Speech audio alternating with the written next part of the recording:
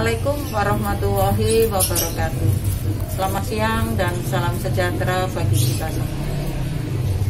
Kami ibu-ibu PKK dari RT 3 RW 7 Kelurahan Kupang Brajan, Kecamatan Sawahan. Syukur alhamdulillah pada siang hari ini tanggal 10 November tahun 2020 kita bisa masuk menjadi 150 besar dalam lomba SSC Surabaya Smart City. Puji syukur kami panjatkan kehadirat Allah dan dari semangat dari teman-teman ibu-ibu PKK semua, kampung kami bisa terlihat nyaman, rindang dan teduh. Yang awalnya dari kampung yang kumuh, tidak ada kepedulian dari warga, sekarang dengan adanya kerjasama semangat dari ibu-ibu PKK serta para pengurus dan kekompakan dengan bapak-bapak RT 3 RW 7 ini, kita bisa mengikuti lomba ini. Mudah-mudahan dengan adanya kegiatan ini bisa yang utama adalah merukunkan atau menyatukan semua warga untuk bersatu guyup dalam kegiatan kampung, dalam keramah-tamahan menjaga anak, dan terutama dalam masa pandemi ini kita bisa menjaga protokol kesehatan. Keunggulan dari kampung kami ini dalam lomba SSC adalah tentang pemilahan sampah. Kita sudah membuat hasil karya dari olahan sampah. Dalam pengelolaan sampah ini semua warga dilibatkan. Kita pilah sampah basah dan sampah kering.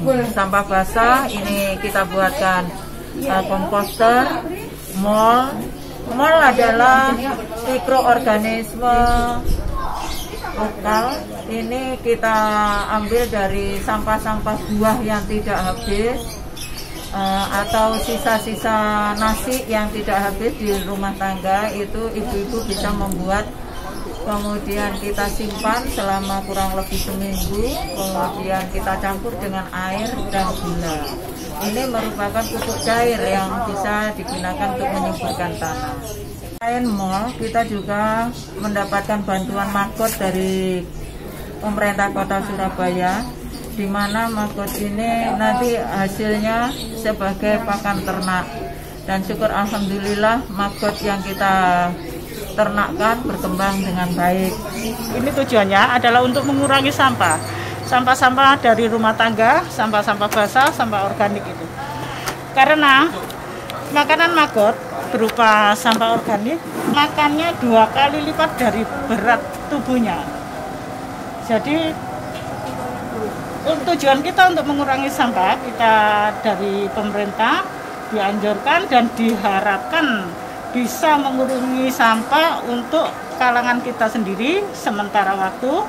Kemudian untuk perkembangbiakannya kita bisa kita berikan ke ternak seperti unggas, lele, atau ikan-ikan hias. Keuntungan magot adalah kita tidak perlu untuk membuang sisa-sisa, karena semua dari magot itu ada gunanya. Dari telur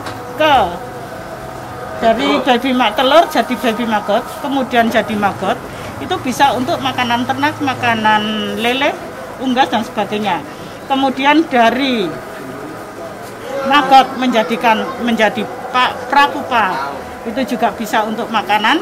Kita bisa untuk bikin pelet untuk makanan burung, kemudian makanan lele. Kemudian setelah dari pupa menjadi lalat, ini nanti juga tidak ada sisa, karena dari lalat nanti seperti ini, setelah kawin jantannya akan mati, kemudian yang betina setelah bertelur juga akan mati. Jadi sisa-sisa dari bangkai lalat ini juga bisa untuk pakan ternak. Selain magot, kita juga memanfaatkan takakura yang berasal dari barang-barang bekas yang akan kita gunakan. Kemudian ada penanaman biopori mini yang ditanam pada pot-pot yang besar, ini juga akan mengurangi sampah-sampah basah. Selain pengelolaan sampah, kita juga memberdayakan pekarangan pangan lestari, di mana ini adalah untuk memenuhi kebutuhan rumah tangga dari keluarga RT 3 RW 7. Jadi kita memanfaatkan di musim pandemi untuk mengurangi biaya pengeluaran. Jadi ibu-ibu rumah tangga menanam tanaman di rumah masing-masing. Itu ibu-ibu ini sudah menanam, bisa tabula pot, tanaman buah dalam pot, bisa cabai, ini untuk kebutuhan makanan sehari-hari. Kita juga tanamkan sayur-sayuran.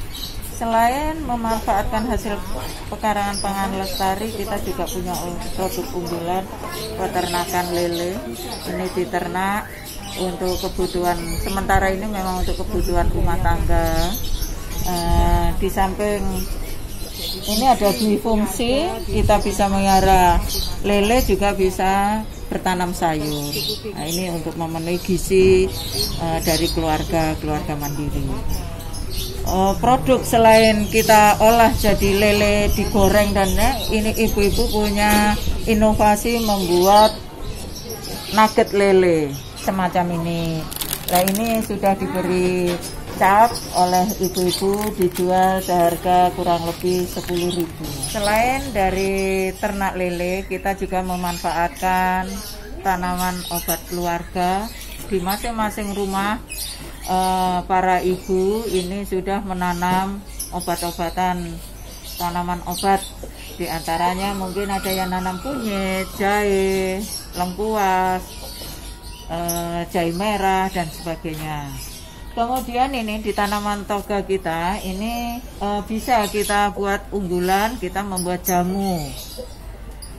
Jamu mungkin dari temulawak, jamu corona, ini dari rempah-rempah tanaman obat keluarga. Kita juga membuat taman hidroponik. Ini juga manfaat dari tanaman ini akan dimanfaatkan oleh warga RT 3 ini guna untuk memenuhi gizi keluarga, gizi dari anak-anak kita. Tanaman hidroponik ini memanfaatkan air, ada juga yang kita tanam di tanah, memanfaatkan lahan-lahan yang sempit menjadi tanaman vertikal. Di sini ada taman vertikal karena lahan di tempat kita ini banyak yang nggak ada lahan pekarangan yang luas, sehingga ibu-ibu membuat taman-taman vertikal.